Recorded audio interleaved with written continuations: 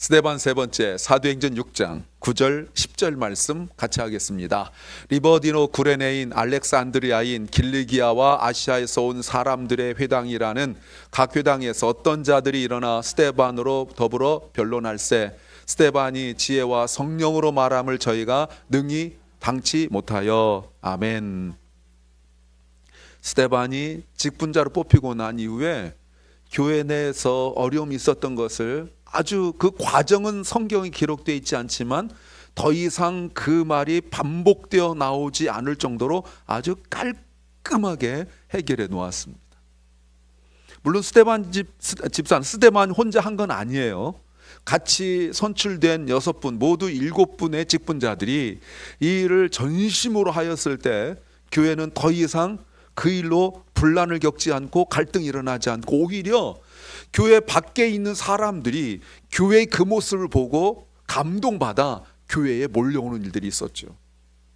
세상 사람들이 생각하는 그 높은 지위에 있는 사도들이 자기들의 모든 것, 우리는 기도하는 것과 말씀 전하는 것만 있으면 충분하다, 행정, 재정 이런 것들은 우리가 얼마든지 양보할 수 있다, 그런 걸로 우리의 권위를 내세우지 않겠다라고 내려놓았을 때 세상 사람들이 볼 때 아니 어떻게 그런 높은 지위에 있는 권력 있는 사람들이, 그런 높은 지위에 있는 사람들이 어떻게 저렇게 본질만 붙들 수 있는가 하고 다 내려놓는 모습을 보고 심지어 제사장들조차 교회에 몰려오기 시작했죠.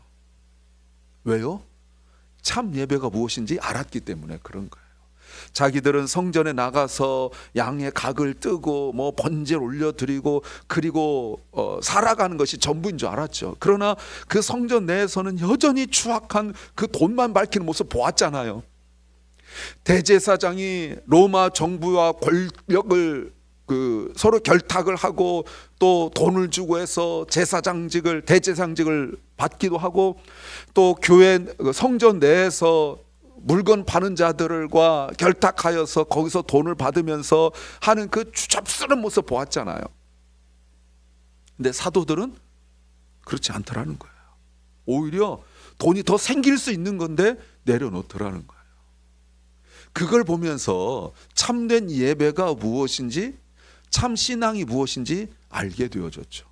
그런데 갑자기 8절 말씀에 스데반 이야기가 나오는데, 스데반이 은혜와 권능이 충만하여, full of God's grace and power, 하나님의 은혜와 권능이 충만하여 performed great wonders and signs among the people, 사람들 사이에 기사와 표적을 일으켰다라고 말합니다.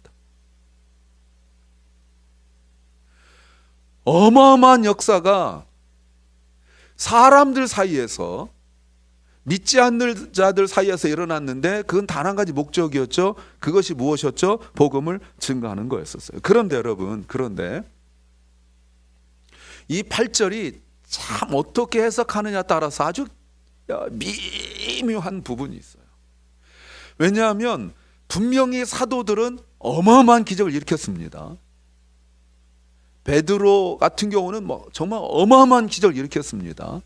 나면서부터 걷지 못하던 분을 손잡아 은과 금은 내게 없지만 일어나 걸어라 했을 때 걷고 뛰고 하는 역사가 어마어마했습니다. 베드로의 그림자만 덮어도 병든 자도 일어나고 막 그랬습니다. 그런데 웬일인지 이 부분에 있어서는 사도들의 기적이 침묵하고 있어요. 사도들의 기적이 나오지 않아요. 그리고 스데반과 함께 뽑혔던 6분에 대한 이야기는 물론 처음부터 안 나왔지만 나중에 빌립이 나오긴 하지만 이 6분의 이야기도 침묵하고 있습니다. 오직 스데반만 은혜와 권능이 충만하여 sometime 어쩌다가 나오는 것이 아니라 큰 기사와 표적을 민간 사이에 행했다라고 말하고 있어요. 그러면 스데반은 얼마든지 교만할 수 있어요. 왜냐하면 여기서 권능이 충만하여 큰 기사, 이 큰한 말이 교만하단 말과 같거든. 얼마든지 교만할 수 있어요. 그 능력 있던 사도들이 능력이 안 나타나고 자기와 함께 뽑힌 그 다른 6명들은 이런 거 하나도 나오지 않고 성경은 나머지 6명에 대하여 철저하게 침묵하고 있잖아요. 그렇죠? 나오진 않는단 말이에요.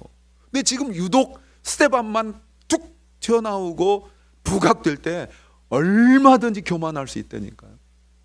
그런데 그러지 않았어요. 오히려 단 한 가지, 자신에게 주어진 이 능력, 자신의 주어진 것을 가지고 오직 복음 증가하는 일에만 사용했어요. 그런데 9절 보세요. 리버디노 구레네인 알렉산드리안 길리기아와 아시아에서 온 사람들의 회당이라는 각 회당에서, 그러니까 이렇게 종족별로 이렇게 모였단 말이에요. 우리 한인들 이렇게 모이듯이 모여서 회당에서 스데반이 거기 가서 복음을 증거하는 거예요. 거기 가서. 그런데 각 회당에서 다 복음을 전하는데 어떤 사람들, 누군지 모르는데 어떤 사람들이 일어나 반대하 일어난 거죠. 그렇게 복음을 증거하고 큰 기적과 이적이 각 회당에서 일어나는데 어떤 사람들이 스데반을 대항하여 반대하여 더불어 변론하고 있어요. 복음을 받아들이지 않았다는 겁니다. 논쟁을 했어요. 그 사람들의 출신과 고향이 나오고 있습니다. 각 지역 사람들이죠. 그런데 여러분 가만히 생각해 보세요. 아까도 말씀드렸지만, 제가 몇 주 동안 말씀드렸지만 교회 내에서는 이런 일 없었어요. 7분의 직분자를 뽑아놓고 그분들이 어떻게 사도들도 하지 못하는 일을 했는지 나와 있지는 않지만, 회당보다 더 많이 모이고 있는 교회에서 더군다나 히브리어를 쓰는 과부들이 있고 헬라어를 쓰는 과부들이 있고 이런 상황들 속에서 사도들의 그룹이 있고 또 유대인들 그룹이 있고 막 하는 이런 상황들 속에서 7분이 그들을 구제하고 섬기고 돌볼 때 아무도 거기에 대하여 반대하는 사람이 없었어요. 교회에 없던 일이에요. 그런데 회당에서 복음을 증거할 때 이 사람들이 반대하고 있어요. 교회 내에 있는 분들은 비록 그들이 구제 때문에 헬라어를 쓰는 과부들이 소외된 것 같고 그래서 갈등이 일어나긴 했지만, 스데반과 함께한 7명이 그들을 잘 돌볼 때 그들은 모두 이쪽도 모두 만족했죠. 이게 성령 충만의 증거라고 말씀을 드렸어요. 그런데 각 지역에서 올라온 회당에 모인 사람들, 술집이 아닙니다. 여러분 잘 보세요. 회당에, 시나고그에, 회당에서 예배를 드리고 있는 회당에서 말씀을 증거하는데 반대하고 논쟁하고 있어요. 어떤 모습일까요? 네, 성령 충만한 모습은 아니에요. 교회 내에서는 아무 소리 안 나왔어요. 성령 충만의 모습에. 그런데 분명히 반대하여 일어난 사람들의 모습은 충만한 모습은 아니에요. 근데 이거를요, 다른 쪽에서 한번 보세요. 이거를 다시 보면 스데반이 가서 복음을 증거하기 전에는 이들은 아무 문제 없었어요. 그냥 평안했어요. 그저 분위기 좋고 우리끼리 너무 좋았어요. 거기에 참 복음이 없고 참 예배가 없고 참 믿음이 없음에도 불구하고 그들은 좋았어요. 진정한 예배가 아니고 진정한 말씀이 선포되지 않았는데 좋았어요. 그런데 참 복음이 선포되어지니까, 참 말씀이 선포되어지니까 그들의 마음이 흐트러지기 시작한 거예요. 여러분 이거 잘 들으셔야 됩니다. 말씀을 듣기 전에 평안한 건 참 평안이 아니에요. 거짓 믿음으로 그런 척하고 살아간 거예요. 익숙하고. 참 말씀이 선포되어지면 그 말씀이 그들의 마음을 해집기 때문에, 스토럽하기 때문에, 완전히 회집기 때문에 여기에서 믿음이 쫙 갈라지는 거예요. 그 말씀, 모든 everyone이라고 말하지 않습니다. 어떤 사람들이에요? 그러니까 그 중에 어떤 사람들은 그 말씀에 동의하고 참 말씀이 내 심령에 들어왔을 때 그 심령으로 참 평안을 얻어. 참 평안이라는 건 질서라는 거죠. 여러분, 평안은 질서입니다. 평안은 균형, 밸런스란 말이에요. 오더란 말입니다. 평안은, 잘 들으세요, 아무 문제 없음이 아닙니다. 평안은 disorder, 그 질서가 헝클어진 것이 order, 질서가 생겼다는 뜻이에요. 평안이라는 건 밸런스입니다. 언밸런스했던 것이 밸런스가 잡혔다는 거예요. 이게 참 평안입니다. 그런데 한쪽으로 그전에는, 말씀을 듣기 전에는 완전히 무너져 있고 깨져 있음에도 불구하고 모르던 사람들이 복음이 들어가고 듣기 시작하니까 그것이 진탕이 되어버리고 만 거예요. 여러분, 여기서 일어나란 말이 굉장히 충격적이에요. 이 단어가 똑같이 어디에 쓰냐면 죽은 사람 부활할 때도 저 단어 씁니다. 무슨 말인지 아시겠어요? 예수님 부활할 때 저 단어 썼거든요. 그럼 이 말이 뭐예요? 이 사람도 부활했다는 겁니까? 맞아요. 죽은 듯이 시체처럼 신앙생활하던 사람들이 말씀을 들으니까 일어났는데 뭐 하려고 일어났어요? opposition, 반대하려고 일어났어요. 무엇에 반대해요? 스데반의 반대. 무엇에 반대해요? 복음에 반대해요. 그동안 입 다물고 평안하고 웃고 다니던 사람들이 진짜 믿음이 아니었는데 죽은 믿음, 죽은 믿음이었단 말이에요. 그런데도 예배드린 척하고, 그런데도 신앙 있는 척하던 사람들이 복음이 선포되어지고 나니까 그들이 다시 부활하듯이 일어나서 어떻게 하려고요? against 스테반, 스테반을 반대하려고 살아났다는 거예요. 한두 명이 아닙니다. 리버디노 구레나인들 모인 데서, 그리고 알렉스드레 모인 데서, 길리기아 모인 데서, 아시아에서 온 사람들 모인 회당 여러 군데 가서 복음을 증거했더니 많은 사람들이 그 말씀을 듣고 힘을 얻고 참 믿음을 회복해 나가는데, 어떤 자들이 죽은 믿음이었는데 자기가 죽은 믿음을 모르고 죽어있는 믿음인지도 모르고 벌떡 일어나 스데반을 반대하는 거예요. 여러분, 그 모습이 지금 상상이 됩니까? 어떤 모습일지? 그런데 10절 보세요. 그러나 스데반이 지혜와 성령으로 말함을 they could not stand up against. 보세요. 다시 9절을 좀 한번 다시 보여주시겠어요? 9절 보면 스데반을 반대합니다. 그죠? argue with 스데반이에요. 근데 10절 보세요. 스데반이란 말은 없어집니다. 뭐예요? 성령. 성령이 그에게 주신 지혜. 그들은 스데반을 반대한 줄 알았어요. 근데 스데반 개인 지식이 아니라 이 말입니다. 지식으로 하면 똑똑한 사람도 이기겠죠? 근데 지식이 아니에요. 스데반이 지혜와 성령으로 말하고 있다고 말합니다. 이게 뭐예요? 능히 당치 못했다, 이 말은 아예 처음부터 상대가 되지 않았다, 게임이 되지 않았다는 거예요. 왜요? 성경이 지금 우리에게 가르쳐 준 걸 보세요. 지혜와 성령으로 말함이에요. 지혜와 성령으로 충만했다라는 뜻을 가지고 있어요. 어마어마한 역사 아닙니까? 우리에게 주는 몇 가지 의미가 있습니다. 첫째는 복음의 확신이죠. 스데반이 복음에 확신이 있었어요. 그렇게 반대하는데, 여러분, 한 군데도 아닙니다. 여러 군데 갔을 때 반대하면 내가 잘못됐나 이런 생각할 수 있잖아요. 한 군데만 반대하면 그럴 수 있다라고 생각하는데, 지금 여기 가고 여기 가고 여기 갔는데, 지금 회당에 갔는데 그 사람들 막 반대하면 내가 잘못 생각하고 있나? 내가 틀렸나? 이 생각할 수 있잖아요. 그러나 그런 반대에도 불구하고 스데반이 흔들리지 않았다는 건 뭐예요? 복음에 확신이 있었다는 겁니다. 복음이 참 진리란 확신을 가지고 있어요. 복음에 열정이 있었습니다. 어떤 논리나 어떤 지식에도 대항할 수 있었어요. 이것이 참 진리를 가지고 있는 사람의 특징입니다. 진리를 알면 물러서지 않아요. 진리를 알면 악과 타협하지 않습니다. 진리를 알면 생명을 걸어요.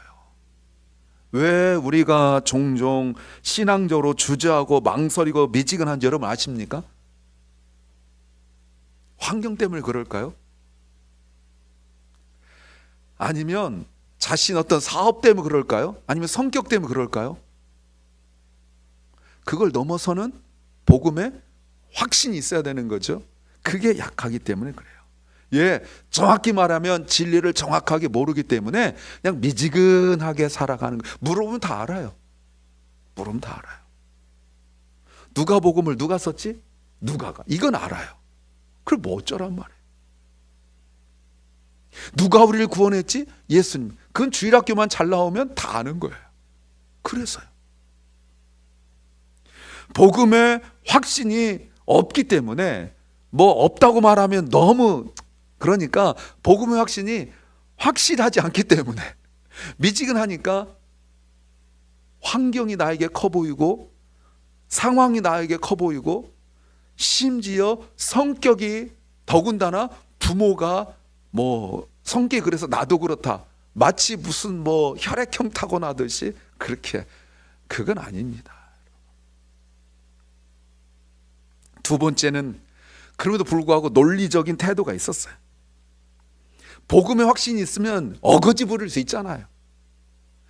근데 스데반은 복음의 확신만 있었던 것은 아니라 성령 충만하고 지혜가 있었기 때문에 더욱 논리적이고 더욱 체계적이었다는 거예요. 여러분 공격한 사람들 막 공격할 때 여러분 정말 화 안 내고 차분하게. 제가 예전에 과외할 때 우리 앞집 쌀집 있었어요. 쌀집 있었는데 제가 과외 이렇게 많이 한다는 걸 알고 그 아주머니가 저한테 부탁했는데 제가 시간 없어 못 합니다. 했더니 저희 어머니를 통해서 이제 제가 어쩔 수 없이 중학생, 저는 그런 거 안 했거든요. 고3 재수 3수생만 했는데 중학생회를 하도 사정해서 이제 갔죠. 얘가 얼마나 모르는지, 얼마나 모르는지. 제가 첫 시간이 기억이 나요. 이퀄하고 이쪽에서 이쪽 가면은 플러스니까 넘어가 마이너스잖아요. 근데 얘가 왜 그런 첫 질문 뭐냐면 선생님, 왜 플러스가 너무 마이너스예요? 이걸 나한테 물어보더라고요. 너무나 당황스러운 질문이었기 때문에 야 당연히 아냐? 그래 이퀄인가 없어지고 이렇게 했는데 무슨 말인지 하나도 못 알아들었어요. 그걸 설명하다 제가 너무 힘들었어요. 보세요 여러분, 내가 선생이고 그는 학생인데 내가 분명히 알고 있는 지식을 설명하는데도 못 알아들으니까 그렇게 답답한데 덤벼드는 사람, 진리는 지식과 다릅니다. 1 더하기는 2라는 거는 여러분 우리가 알고 있는 이건 진리는 아닙니다. 이건 약속이에요. 1 더하기 1은 2라는 건 약속이지 진리는 아니에요. 무슨 말인지 아시겠죠? 이거는 진리가 아니라 약속이, 우리가 그렇게 하자고 전 세계적으로 약속한 거예요. 그것도 설명하려면 그렇게 힘든데 진리를 설명한다고 되겠어요? 그런데 스데반은 지식적으로 논리적으로 체계적이었어요. 성령 충만하고 기도만 하고 기적과 이적이 일어나니까 막 그것만 하지 않았다는 거예요. 성령 충만하고 지혜롭기 때문에 더 공부하고 더 연구하고 그런 거죠. 왜요? 분명히 사도들이 무슨 말했냐면 기도하는 것과 말씀 증가하는 게 집중한다고 그랬거든. 그러니까 사도들이 전에는 구제하느라고 너무 바빠가지고 성경 공부 많이 못했는데 이제는 그분들 직분자들을 데리고 성경 공부를 계속 했던 것 같아요. 그랬더니 직분자들이 이제는 성경적으로 분명하고 확실하게 알게 된 거죠. 여러분 우리가 성령 충만할수록 아주 냉철한 지성을 가지고 있어야 돼요. 가슴은 뜨겁지만 머리는 차가워야 돼요. 그 증거가 스데반의 태도예요. 스데반을 자신을 반대하는 사람들을 감정적으로 대하지 않았습니다. 많은 경우 감정적으로 할 때가 많잖아요. 진리를 아십니까? 그러면 더욱 차분해져야 돼요. 더욱 논리적이어야 돼요. 그러려면 성경 공부를 더 많이 해야 돼요. 문화를 공부하고 세계관을 공부하고 철학을 공부해야 돼요. 제가 예전에도 여러 차례 말씀드렸지만 미국 내에 있는 두 가지 부류를 말씀드려요. 하나는 진화론이에요. 미국이 진화론 재판에서 져가지고 그 이후에 미국의 모든 교육이 다 진화론 교육이 되고 말았지 않습니까? 청교도가 나라를 세우고 대통령이 성경에 손을 얹고 맹세하는 이 나라가 실제 공교육은 진화론이에요. 왜 그렇게 됐어요?